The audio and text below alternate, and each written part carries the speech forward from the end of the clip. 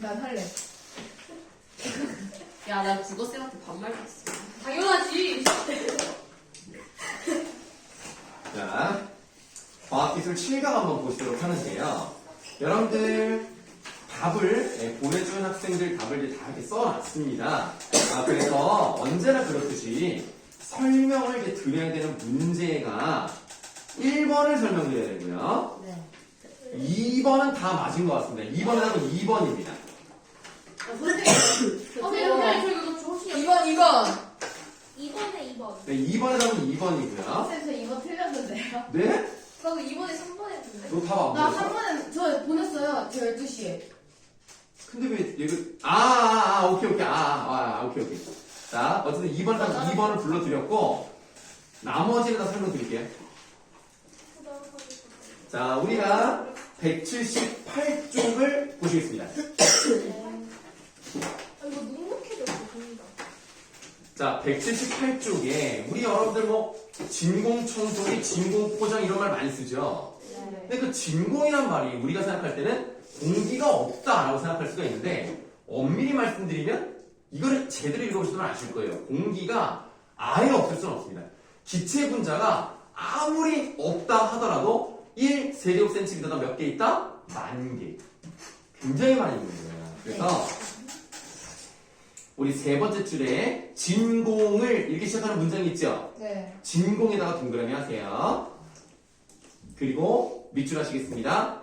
공기가 전혀 없는 상태를 가리킨다고 오해하기도 하지만 본래적 의미에서 진공은 물질이 전혀 없는 비어있는 공간을 뜻한다 라고 되어 있습니다. 물질이 전혀 없는 비어있는 공간이 진공입니다. 그러면 진공이라는 개념은 언제부터 시작했을까? 바로 다음 문장에 아리스토텔레스 보이십니까? 이 사람 세모해 봅시다. 이 사람이 뭐라고 그랬냐면 진공의 존재를 부정했던 그는 자연은 진공을 싫어한다라는 명제를 남긴 것으로 유명합니다. 그러면 이 자연 속에서는 진공이 없다는 얘기죠. 자, 그는 두 가지 이유를 내세웠는데 첫째로 더 이상 쪼개지지 않는 알갱이는 존재하지 않으며 원자 같은 거라고 보시면 돼요. 코크. 네? 코크 원자예요. 자, 다음. 진짜. 우주는 연속된 물질로 가득 차 있기 때문에 자연에는 진공이 존재하지 않다고 주장한다. 둘째로 물체가 이동할 때는 언제나 매질 속을 통과하게 되고 매질의 농도가 높을수록 그 저항 때문에 물체의 속도가 느려지는데 만약부터 이제 밑줄할게요. 매질이 전혀 존재하지 않는 진공이라는 것이 있다면 물체의 속도는 무한정 빨라지게 된다고 주장합니다. 그럼 봐봐. 매질이라는 것은 어떤 것을 연결시켜주는 물질로 볼게요. 얘네들이 계속 있기 때문에 어떤 물체가 날아간다고 가정했을 때 계속 부딪히는 거야. 그럼 속도는 어떻게 되겠어요? 빨라. 네? 뭐라고요? 부딪히면 속도는 어떻게 되겠어요? 느려져요. 느려질 수밖에 없죠. 근데 진공은 아무것도 없다며. 그럼 속도는 점점 빨라질 수 있다는 거죠. 그러나 이런 일이 있을 수 있습니까? 없죠. 없다고 봤기 때문에 진공은 존재하지 않는다라는 게 누구의 생각? 아리스토텔레스의 생각입니다. 아리스토텔레스가 물론 좋은 말들도 많이 했습니다만 다 맞는 말을 할 수는 없었죠. 아무래도 과학적인 기술이 거기까지는 발달되지 않았기 때문입니다. 자, 그러면 이제 두 번째 문단에 유명한 사람 또 나왔어요. 누구 나왔습니까? 갈릴레이 동그라미 하세요. 갈릴레오. 동그라미. 자, 갈릴레이는 아리스토텔레스의 생각에 의문을 품었다. 당시 금광에서 나오는 지하수를 땅 위로 퍼내기 위해 펌프를 사용했는데 여기가 중요해요. 우리가 좀 문제 같은 거를 볼 때 말이야. 숫자가 나왔잖아? 그 숫자가 나온 부분은 일단 표시해도 돼. 맞아. 저도 그렇게 했어요. 네, 밑줄 하세요. 물이 펌프의 관을 통해 10.3m까지는 올라가지만 그 이상은 올라가지 않는다? 그럼 이상하지 않습니까? 아니, 관이 이렇게 있는데 진공을 싫어한다면 이 정도까지만 올라가는 것이 아니라 끝까지 나와야 되는 거 아니야? 여기 비어있는 공간이 있으면 안 될 거 아닙니까? 근데 이상하게 10.3m까지밖에 안 올라간다는 거예요. 만약에 아리스토텔레스의 명제에 따르면 펌프를 이용해 관의 내부를 진공으로 만들면 이러한 진공 상태를 자연은 빨리 없애려 하기 때문에 물이 이 공간을 채우면서 올라와야 되는데 그렇지 않았어요. 그러면 갈릴레이는 뭐라고 생각하겠어? 진공이 존재한다. 있다고 생각을 하겠죠. 갈릴레이의 제자 토리첼이 나왔습니다. 이 사람도 동그라미 하세요. 이제 여기가 이제 문제 푸는데 직접 연결되는 부분인데요. 토리첼리는 한쪽에 막힌 1m의 유리관에, 자, 그냥 이거 다시 한번 그릴게요. 이렇게 이제 막혔어요. 1m야. 이 유리관에 수은을 가득 채웠습니다. 자, 수은을 채웠어. 가득 채운 다음에 그 유리관을 수은이 가득 차 있는 그릇 안에 뒤집어 세우는 실험을 했습니다. 자, 그러면 이렇게 이제 통이 이렇게 있고요. 여기에 수은이 이제 이만큼 차 있단 말이야. 했었는데 싫어. 네, 맞아요. 이거 여러분들한테 했을 거예요. 그래서 그 실험을 했는데 당시에 일반적인 생각처럼 진공이 없다면 수은 기둥의 높이가 변하지 않았어야 되는데 수은 기둥은 약 76cm의 높이까지 내려오다 머물러 있었습니다. 그래서 1m를 꽉 채운 수은을 여기다가 딱 뒤집어서 세워놨더니 얘가 다 차 있는 것이 아니라 이만큼 내려가는 거야. 그러니까 지금 이 부분은 어떤 의미를 가지고 있을까? 여기가 76cm거든요. 그러면 읽어볼게요.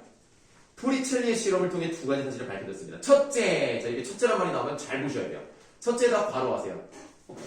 보은아, 정신 차리고 있는 거야? 네, 넋이 그러니까 왜 그래? 위 왜 이렇게 기운이 없지 오늘? 자, 첫째 밑줄. 수은 기둥의 위에 형성된 공간은 아무것도 없는 상태일 것이므로 진공의 존재가 입증될 것이다. 라는 생각은 누구의 생각? 토리첼리. 토리첼리의 생각이에요. 읽어보시면 아시겠지만 토리첼리의 생각은 맞습니까? 틀립니까? 아니에요. 틀려요. 지금 이만큼 내려왔으니까 여기는 진공일 것이다 라고 하는 것은 얘의 생각이에요. 맞아요. 실제로는 여기에 뭐가 차 있습니까? 가스가 차 있어요. 그걸 이제 나중에 나오는 말로 하면 9개씩이라고 합니다. 그게 그거 기와 승화. 네, 뭐 그렇죠. 이제 기호가 된 거잖아요. 그래서 진공의 존재가 입증됐다고 주장하는 것은 토리첼리입니다. 실제로 그렇지 않습니다. 다음 둘째 괄호하세요.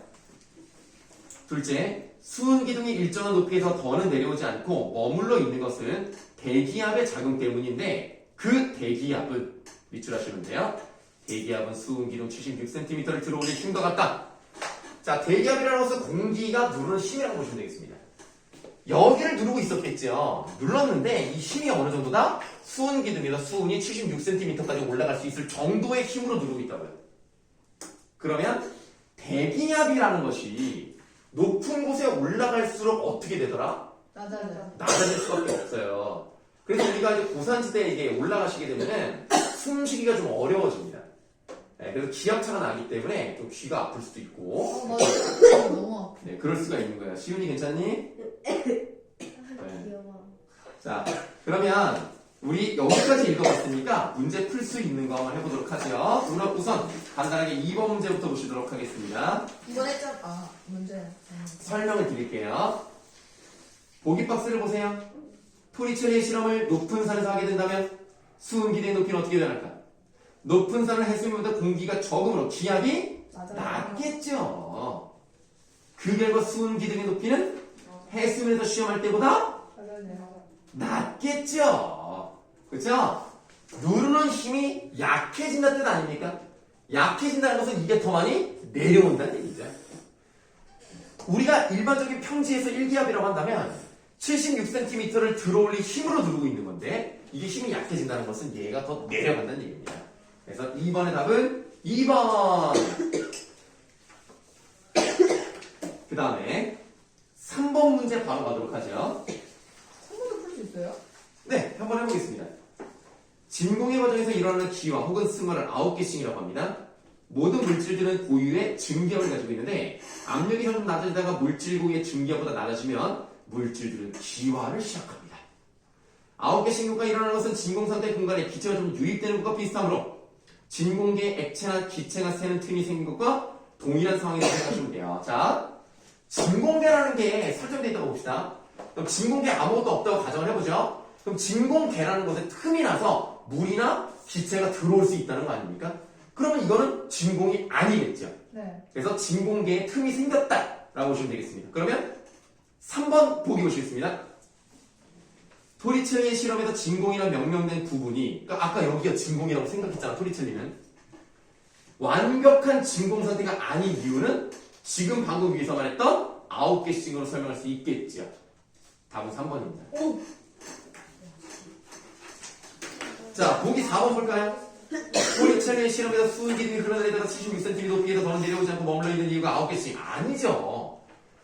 이게 76cm라는 것은 뭐예요? 대기압이 누르는 힘 때문에 이만큼 버티고 있는 거죠. 9개씩 때문에 말할 수는 없습니다.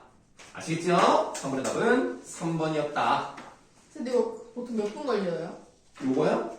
요거 푸는데 한 추천하는 시간은 10분 안쪽. 아, 저 12분 27초. 아, 괜찮습니다. 그 정도면 충분합니다. 네, 잘했어요. 자, 그 다음에 1번 문제에서 풀 수 있는 부분이 있나 보겠습니다. 1번에 보기 4번을 보는 사람이 있습니다. 토리첼리는 자신의 실험을 통해 수은 기둥 위에 형성된 공간이 진공 상태라고 생각했다. 아니, 솔직히 이거는 뭐 설명드릴 게 없지 않나요? 이거 다 앞에서 다 설명했던 그런 부분이기 때문에 설명드리지 않고 4번은 맞다. 이렇게 그냥 말씀을 드리겠습니다. 자, 1번의 답은 아직 말씀 안 드렸어요. 자, 그럼 이제 본문으로 돌아가십시다. 178쪽에 4번 몰랐네? 우리가 두 번째 문단까지 봤어요. 이제 세 번째 문단을 보실 건데 세 번째 문단 다 읽지 않겠습니다. 세 번째 문단에서 네 번째 줄부터 읽어보도록 할게요. 첨단 연구를 수행하는 실험 장비에서 얻을 수 있는 진공 상태를 하더라도 1세제곱센티미터당 10,000개 정도의 기체 분자가 존재합니다. 이와 같이 실제로 완전한 진공 상태는 존재하지 않기 때문에 공학자들은 대기압, 요런 말 좀 숫자도 나왔고 밑줄하네요. 1기압보다 압력이 낮은 상태를 진공이라고 하는 거예요. 기압이라는 게 그러니까 우주가 아닌 이상 기압이라는 게 없을 수는 없잖아요. 그러니까 쉽게 말하면 0에서 1기압. 여기를 뭐라고 한다? 이거를 진공이라고 합니다. 완벽한 진공은 없어요. 그래서 좀 대충 이런 것들을 진공이라고 하는 거예요. 그렇구나. 1기압보다 압력이 낮은 0에서 1기압 정도를 진공이라고 한다. 진공을 목적에 따라 다양하게 이용하기 위해서는 각각의 경우에 밑줄 목표로 하는 수준의 진공 정도를 만들었는지 정량적으로 확인해요. 정량적이라는 게 무슨 말입니까? 정량. 구체화된 수치로 만들어야 된다는 얘기입니다. 여러분들 앞으로 정량적이라는 말을 많이 들을 거예요. 정량적? 네, 정량적. 그러니까 한마디로 양, 부피, 규모, 깊이, 넓이, 수치화할 수 있는 것들을 만들어야 된다는 뜻입니다. 이는 해당 공간의 압력을 측정하면서 구할 수 있대요. 와, 신기한데? 그 다음에 또 중요한 말이 나왔어요. 입줄하세요. 압력은 단위 부피당 기체 분자의 개수에 비례하는 값을 갖는데요. 이런 말을 잘 보셔야 이 됩니다. 뭐만 이해가 잘 안 가요. 간단하죠, 자? 압력은 단위 부피당 기체 분자의 개수. 그러면 일단 단위 부피라는 것은 어떤 부피가 있을 것이고 어떤 단위로 설정한 부피에 기체 분자의 개수 요거랑 비례한다는 얘기는 뭐예요? 같은 부피라면 압력이 커질수록 개수는 어떻다? 커진다. 많아진다고 표현할게요. 많아. 네. 압력이 커지면 개수도 많아지고 압력이 낮아지면 개수도 적어진다는 겁니다. 그러니까 같은 부피 안에 단위 부피 안에 압력이 세면 거기에 오밀조밀 모여 있는 거예요. 쉽게 생각하면 여러분들 버스를 탄다고 생각해봐. 같은 버스 안에 사람이 막 꾸역꾸역 타. 그럼 막 이렇게 쪼이잖아. 그 압력이 높아지는 거 아닙니까? 그렇게 생각하시면 돼요. 이게 되게 중요했어요. 지금 이 부분이. 압력이 커지는 대로 개수가 높아진다. 자, 그 다음 압력의 단위 중 하나인 PA를 써서 기압을 나타내면 1기압은 약 10의 5제곱 PA가 됩니다. 이와 같이 압력은 진공의 정도를 정량적으로 나타낼 때 활용된다. 이때 진공 게이지 혹은 압력계라 부르는 기기를 써서 1기압보다 낮은 압력을 측정한다. 진공 게이지 중 압력 차이에 의한 힘을 측정하는 부르동 게이지 괄호하세요.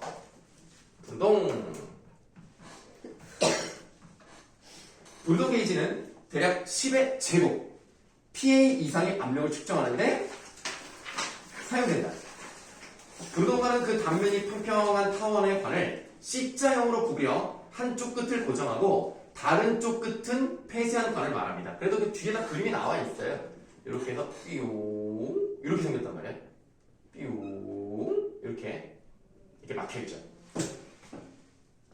부르동관의 압력이 가해지면 부르동관의 한쪽 끝이 폐쇄되어 있기 때문에 그 압력에 비례하여 관이 펴져서 모양이 직선에 가깝게 되고 압력이 낮아지면 원래대로 부러지게 돼요. 그래서 지금 요게 이렇게 부르동관이 이렇게 있는 거야. 여기다가 압력을 세게 빡 가면 얘가 뿅 선. 이렇게 돼. 이렇게 되지는 않아요. 끝에만 뿅 이렇게 되고 압력이 줄어도 이렇게 되고 얼마나 펴졌느냐가 압력을 측정할 수 있는 방법이라는 겁니다. 어렵지 않은데? 그럼 잠깐 우리 여기서 부르동관으로 보도록 합시다. 4번 문제.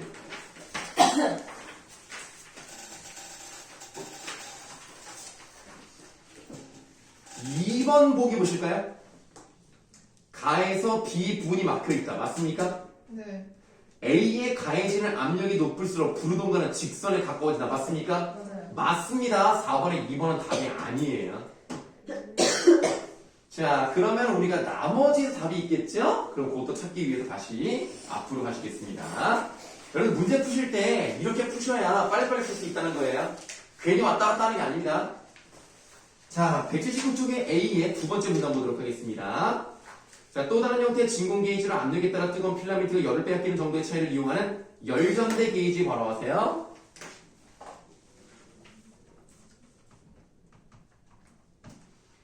열전대 게이지가 있는데 이는 대기압부터 대략 10의 마이너스 1 PA 영역의 압력을 측정할 수 있다.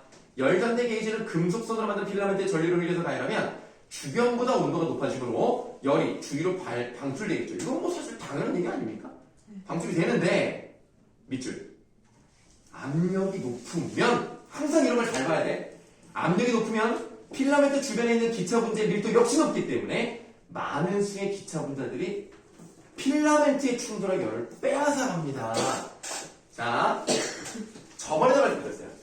과학기술 같은 경우는 뭐뭐 하면 뭐뭐 할수록 이란 말이 많이 나옵니다. 여기서 지금 이런 말이 나왔죠. 압력이 높으면 기체 분자의 밀도도 높아진다. 높아요. 그러니까 압력이 높으면 이 기체 분자가 많이 꽉 차 있다는 얘기입니다. 그러면 어떻게 됩니까? 많은 수의 기체 분자들이 필라멘트에 충돌하죠. 충돌을 많이 하면 열을 많이 빼앗아. 열 많이 뺏기. 이 과정만 알면 문제는 쉽게 풀리는 겁니다. 자, 이제 4번 문제 다시 가시겠습니다. 자, 과연 답은 무엇일까요? 두둥두둥두둥. 왠지 느낌상 1번은 답이 아니겠죠? 1번은 설명을 안 했기 때문에 3번, 4번, 5번 다 답이 갈렸거든요, 지금. 5번. 이 답이 2, 3, 4, 5 이게 다 갈렸습니다. 적절하지 않은 거 5번. 3번 부터 보시겠습니다. 왜? 아니 3번이 답일 수 있지. 그래서. 본 4야? 3번부터 보겠다고. 자, 나에서 동일한 전류가 흐른다면 자, 조용. 자, 동일한 전류가 흐른다면 D의 밀도가 높을 때가 낮을 때보다 C의 온도가 낮다라고 그랬어요. 맞죠? 자, C가 뭡니까? 필라멘트입니다. 밀도가 높으면 어때요? 열을 많이 뺏기죠? 열을 많이 뺏기면 온도가 낮겠죠? 그럼 3번은 맞네요. 뭐야. 그럼 이제 4번 한번 볼까요? 제발 오빠. 나에서 C의 전류를 흘렀을 때 D의 밀도가 높으면, 자, 밀도가 높으면 충돌 횟수가 늘어나죠? 4번도 답이 아니네요. 4번 5번입니다. 자, 나에서 C의 전류를 흘렀을 때 측정된 게이지 내부의 압력이 높을수록, 자, 압력이 높을수록 열이 많이 뺏기기 때문에 외부로 방출된 열이 적다라고 표현한 것은 잘못되었습니다. 4번이 답 5번입니다. 자, 이제 1번 문제 하나 남았죠? 아까 1번 문제 보기 4번은 답이 아니다라고 말씀드렸고요. 상대적으로 이걸 잘 하셨네요. 1번에 답은 5번입니다. 오, 쌤, 저 과학 다 맞았어요. 예, 축하드립니다. 자, 압력이 0보다 크고 1기압보다 작으면 바로 여기다 써드렸습니다. 네, 그러면 진공 게이지로 측정한 압력 값은 단위 부피나 기체 분자의 개수와 비례하죠.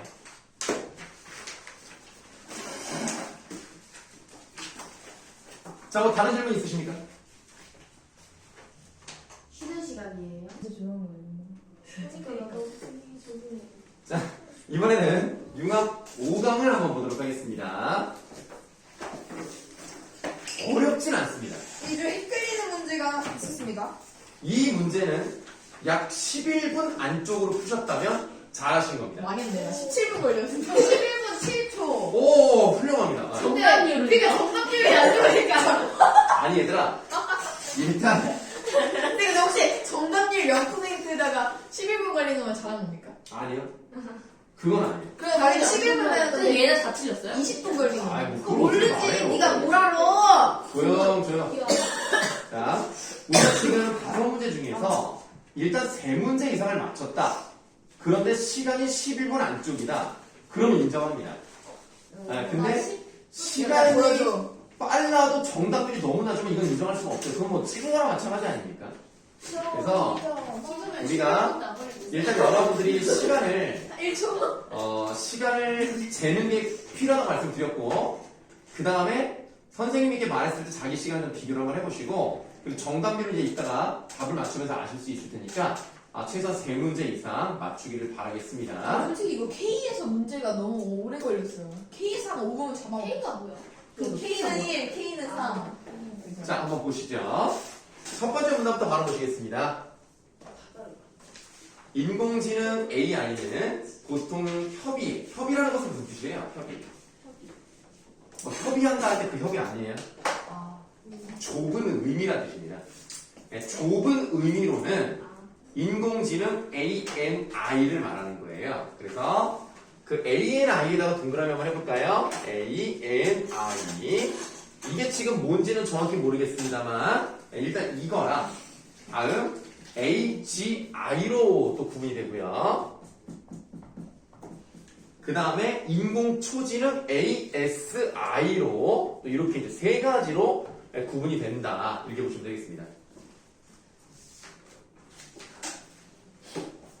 ANI는 특정 영역에서 특수한 기능을 발휘하는 인공지능으로 밑줄 현재 실생활에서 접하고 있는 인공지능 제품이나 장치들은 모두 ANI가 적용된 것들입니다. 오. 그러니까 여러분들 그 옛날에 이세돌이랑 바둑 뒀던 알파고 있죠? 그 이세돌이 이기지 않았어요? 한 번이 알파고가 갔어요. 이겼어요. 네, 나머지 다 졌습니다. 자, 그런 게 바로 ANI예요. 우리가 봤을 때 와 정말 대단한 인공지능이라고 할 수 있지만 결국은 걔도 한 분야만 잘하는 것이기 때문에 ANI 정도로 보시면 되겠습니다. 다음 문단 가시겠습니다. ANI의 대표적인 기술로는 머신 러닝 기술이 있습니다. 자, 머신 러닝 기술 동그라미 하세요. 자, 이때 머신이란 프로그래밍이 가능한 컴퓨터를 의미한다. 그리고 러닝은 다음과 같이 정의한다. 만약 컴퓨터 프로그램이 특정한 과제 T를 수행할 때 성능 P만큼 계산되는 경험 E를 보이면 그 컴퓨터 프로그램은 과제 T와 성능 P에 대해 경험 E를 학습했다고 표현한다. 요 정도 그냥 느낌으로 보세요. 여기로 넘어가겠습니다. 3번째 문단. 머신 러닝은 이제 밑줄 할게요. 학습 데이터에 레이블이 있는 경우와 그렇지 않은 경우에 따라 각각 지도학습과 비지도학습으로 구분이 된대요. 자, 지금 우리가 이제 보고 있는 머신 러닝 기술은요, 결국 여기에 있는 걸 말하는 거예요. 그러니까 머신은 컴퓨터라고 그랬고 러닝은 이제 배우는 거니까 컴퓨터가 스스로 학습을 하는 건데요. 이 학습 데이터에 레이블이 있다? 레이블이 존재한다? 그럼 이걸 무슨 학습이라고 그랬어? 지도학습. 레이블이 존재하지 않는다? 그러면 비지도학습. 그냥 써있는 거를 그대로 이제 표로만 정리를 한 것 뿐이죠. 그러니까 레이블이 없다고 해서 학습이 되지 않는다라고 말할 수는 없는 겁니다. 있으면 있는 대로 하는 것이고 없으면 없는 대로 하는 거예요. 자, 그럼 이제 우리가 3번째 문단까지 읽어봤으니까 1번 문제. 여기까지 할 수 있는 걸 한번 해보도록 하죠. 1번 문제의 답이 벌써 눈에 보입니다. 3번. 답은 3번입니다. 레이블이 없는 데이터는 머신 러닝을 통한 학습이 불가능하다? 아닙니다. 레이블이 없어도 비지도 학습으로 학습 가능합니다. 3번이 틀렸고요. 보기 4번은 첫 번째 문단에서 나와 있었기 때문에 설명드리지 않겠습니다. 그 다음에 2번은 지금 풀 수가 없고요. 3번도 아직 안 되겠죠?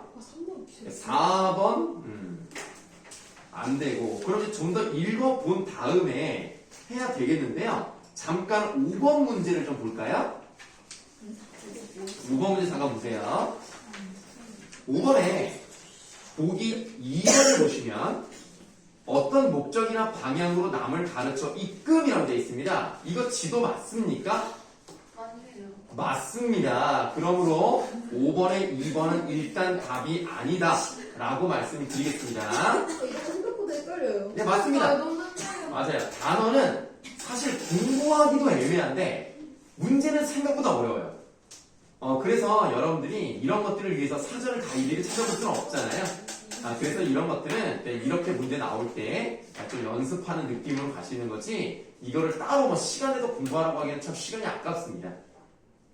하는 걸 막지는 않아요. 하고 싶은 걸 하셔도 돼요. 근데 좀 시간이 생각보다 오래 걸리고 들인 노력에 비해서 결과가 좀 잘 안 나오는 경우가 있기 때문에 일단 만약 시간이 부족하다 그러면 일단 이 정도 느낌으로만 연습하시는 걸로 할게요. 이제 우리가 226쪽의 네 번째 문단부터 중요한 내용이 나옵니다. 네 번째 문단에 지도학습 중에서 이제 뭐가 나오냐면 KNN이 나와요. 요게 이제 문제였다는 거죠. 이 KNN 모델에다가 동그라미 한번 해볼게요. 어디요? 거기 네 번째 문단의 첫 번째 줄에 KNN 있네요. 얘가 이제 머신 러닝 모델 가운데서 가장 직관적이고 가장 간단한 모델 중에 하나인데요. 요거를 우리가 다 읽을 필요는 없고 일단 그림 나와 있는 부분을 보도록 하겠습니다. 자, 뭐 똑같이는 안 그릴게요. 대충 어떤 느낌인지만 한번 보겠습니다. 요렇게 돼 있고요. 어떤 데이터가 있어요. 그 데이터를 지금 별표로 설정을 했습니다. 그러니까 예를 들어서 그런 거예요.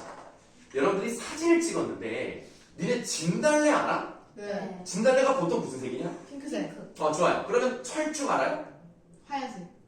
그러니까 철쭉은 물론 하얀색이 없는 건 아니지만 철쭉은 일반적으로 그죠? 약간 보라색 느낌이 좀 납니다. 그래서 진달래랑 철쭉은요 색깔이 좀 다르긴 하지만 비슷하게 생겨가지고 구분을 잘 못하는 경우가 있어요. 그래서 여러분들이 네이버 렌즈로 사진을 찍은 거예요.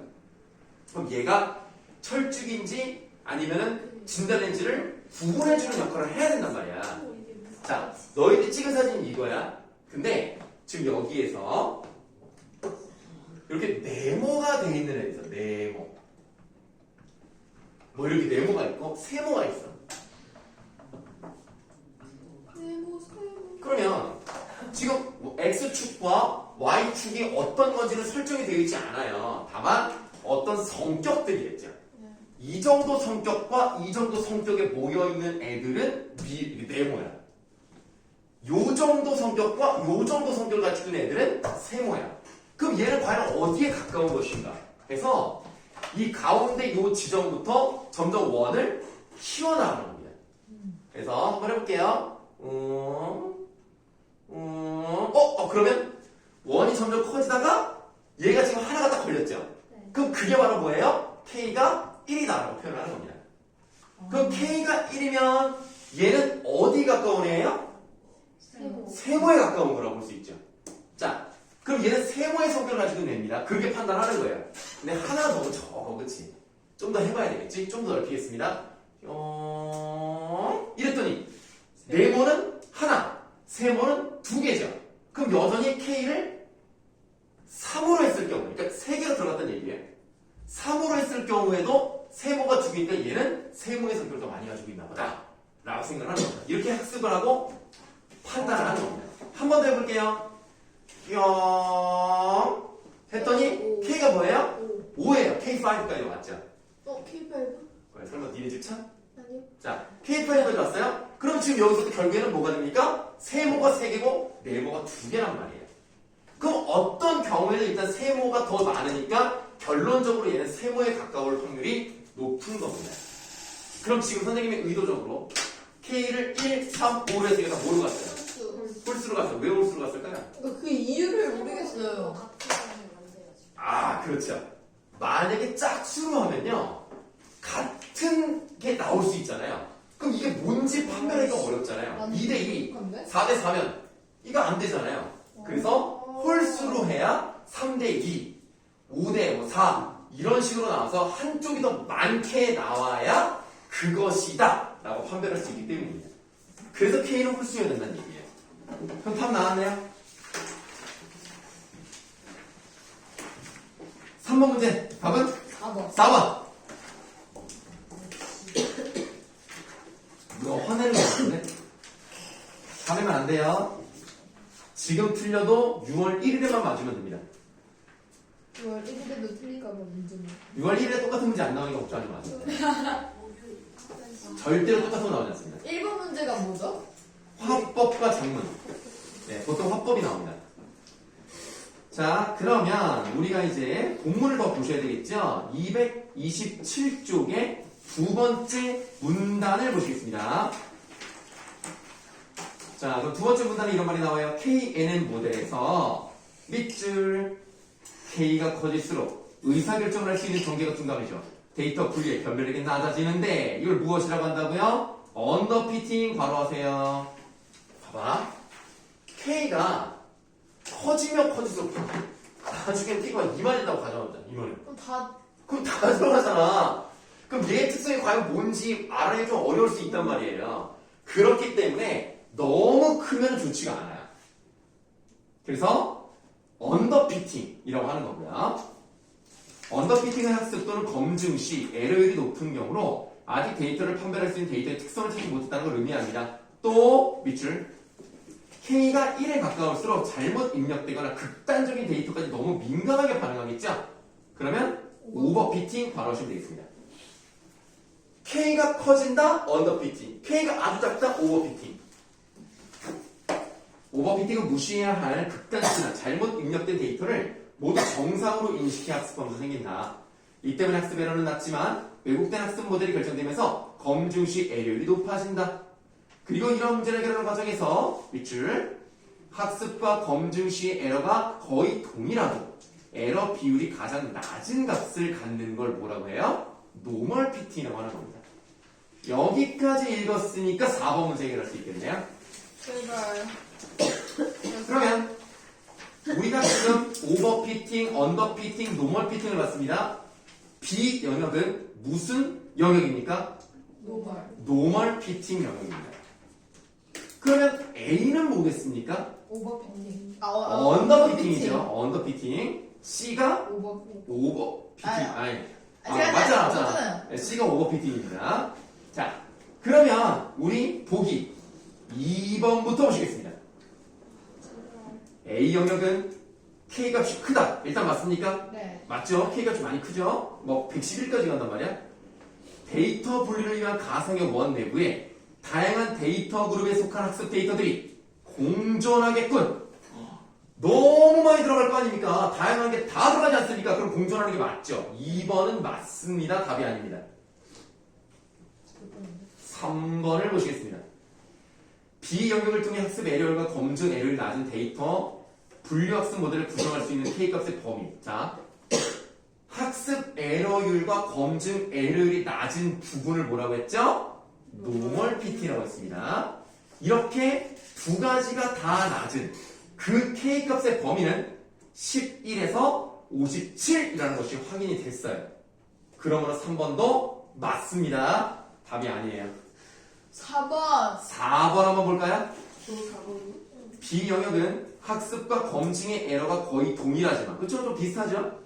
K값이 여러 가지 맞습니다. 11에서 57이니까 데이터 판별을 위한 데이터 특성을 찾지 못했다? 아닙니다. 찾았죠. 노멀 피팅에서 데이터 특성을 찾은 겁니다.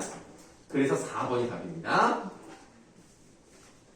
네, 그리고 이제 5번 문제 그냥 보시는 김에 답부터 말씀드리면 답은 3번. 아우 씨. 오, 찢었어요. 3번입니다.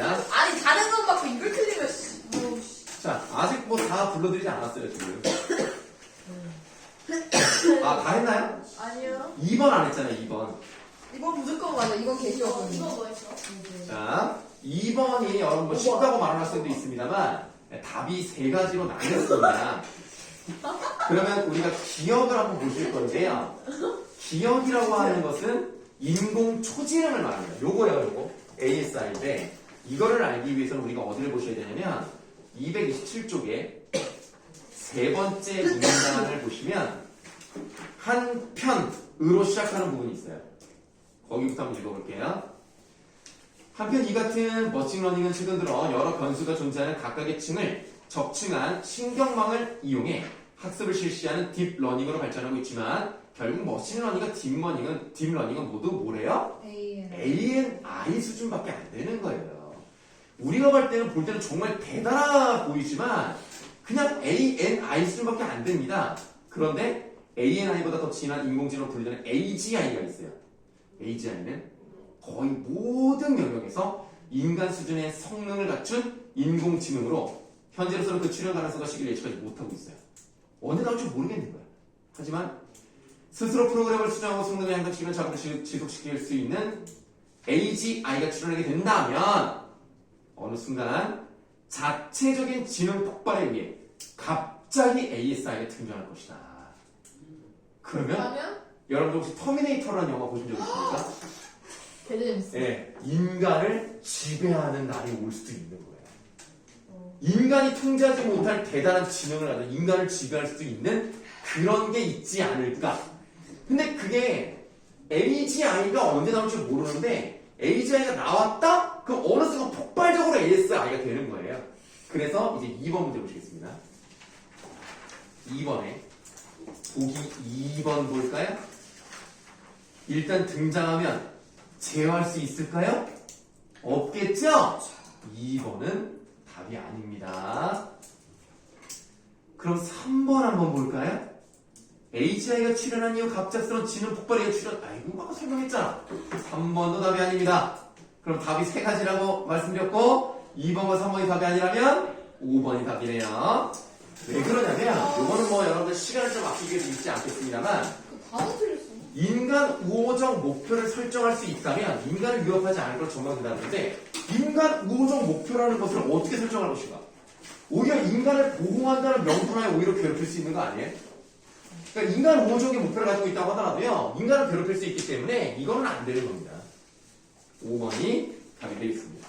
C가 아니 왜 뭐가 틀린다는 거야? 그 이상의 대상을 각각 등급이나 수준짜리 차이를. 자, 5번에 3번 같은 경우를 보시면은 둘 이상의 대상을 각각 등급이나 수준 차이를 두어 구별한다는 것은 차별입니다. 네. 차별이에요. 구별은 뭔데요? 구분 아니에요? 구분? 구분은 기준에 따라서 종류를 나누는 걸 말합니다. 자, 뭐 다른 질문 있으십니까? 자, 이렇게 독서 해봤더니 여러분들 그래도 할만하죠? 선생님이 일부러 그나마 어렵지 않은 걸로만 바꾼 거예요. 근데 그거는 제일. 답을 싹 다 처음부터 끝까지 읽어주실 거예요? 아니, 일단 고등학원 1번만 불러드릴게요. 무조건 틀렸어 나. 네, 고등학원 1강은 이야기 주머니가 나와 있는 이야기 주머니랑 그다음 이야기 오물음 이게 나와 있는 겁니다. 재밌습니다. 1번에 답 4번. 4번. 이거 안 해먹어. 다행이다. 2번에 답 2번. 3번. 아이씨. 이거 3번에 답 3번입니다. 다 틀렸어. 와, 미치겠다. 자, 조용. 자, 그러면 요거는 이제 잘 읽지 않고요. 그냥 문제를 설명을 드리는 방식으로 갈 건데요. 세 문제 중 하나 맞은 거면은. 네, 그럼 잘못됐어요. 나도 생 2개는 맞추셨어야 됩니다. 적절하지 않은 건데요. 지금 이 오물음 같은 경우는요. 오물음이 어떤 사람인지 그리고 오물음이 어떤 일을 했는지를 이제 보여주는 이야기입니다. 근데 그 오물음의 행적을 기록한 이야기 속에서 오물음이 종실 요인에게 들려준 이야기. 그러니까 옛날에 부자가 있었는데 죽을 때 손을 내놓고 죽었다더라. 그 얘기를 했다는 거예요. 그래서 1번에 2번은 맞습니다. 그 다음 3번을 고른 사람도 있어요. 오물음은요. 주어진 상황에 맞게 풍덕풍덕 이야기를 잘 만들어냅니다. 이 오물음이 얼마나 뛰어난 능력을 가지고 있는가를 보여주는 것이 이 글의 주제이기도 합니다. 그래서 1번에 3번도 맞습니다. 그러나 이 문제를 틀린 거는요. 나름 이해할 수 있는 부분이 뭐냐면 3학년 학생들도 좀 많이 틀려요. 이거를 예, 문제. 왜 그러냐면 문제가 조금 어려웠었는데 보기 4번 보세요. 오물음은 자신이 한 이야기의 신빙성을 높이기 위해 그 이야기가 믿을 만한 사람으로부터 들은 것임을 강조하고 있다라고 하는데 잘 들어야 돼.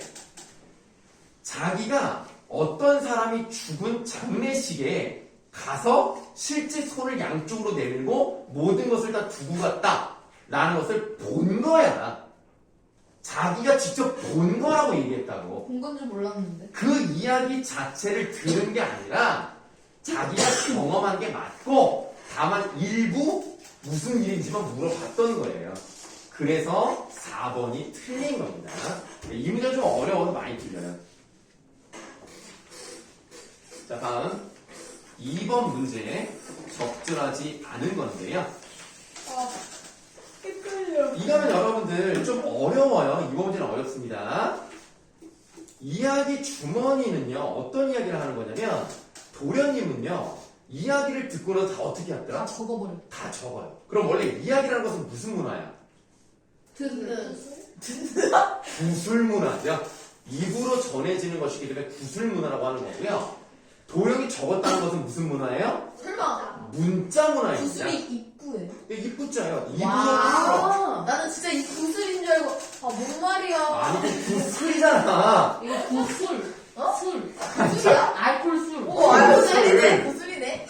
구술. 그럼 술은 뭔 입으로 술이에요? 풀어내는 이야기. 구술. 술술술. 서술하는 거. 서술. 풀어낸다는 뜻이에요. 입구. 술술. 그래서 술술. 지금 이 도령은요, 구술 문화를 문자 문화로 바꿔버리는 거예요. 그럼 원래 이야기의 생명력은 어디에 있습니까?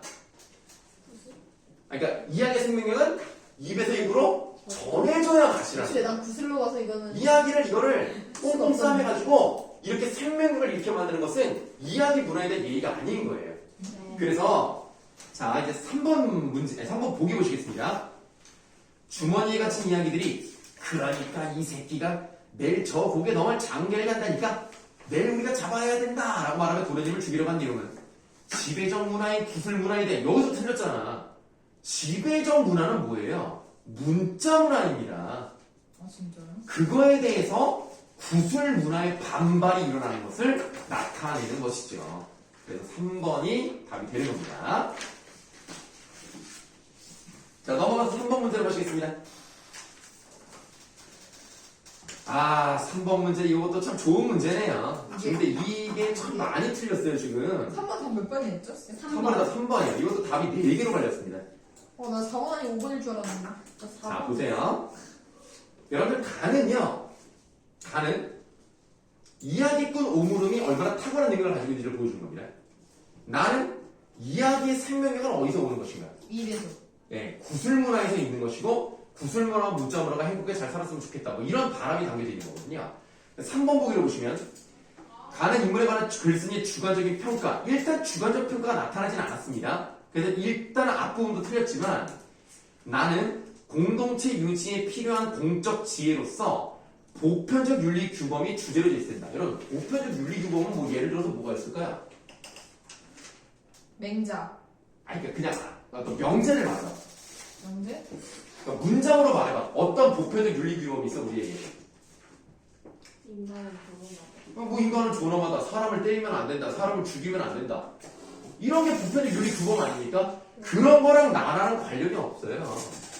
그래서 3번이 답입니다. 좀 쉬어요. 잠깐만요. 아직 안 끝났는데. 우리 고전문화 2강까지 마무리 짓고 싶 거네. 나 이거 안 했는데. 자, 순서대로 불러드립니다. 아, 잠깐만요, 잠깐만. 이러면은. Yes, yes. 나 여기 안 가도 돼. 하트. 갑니다. 네. 5, 어려웠냐?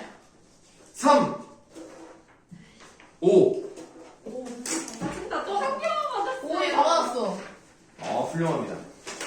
얘는 다 근데 도훈이 오늘 몸이 좀 안 좋아? 해? 그럼 말하면 어떡해? 자, 그러면 일단 답은 불러드렸으니까 쉬는 시간 갖고 이따가 설명드리도록 할게요. 나 오랜만에.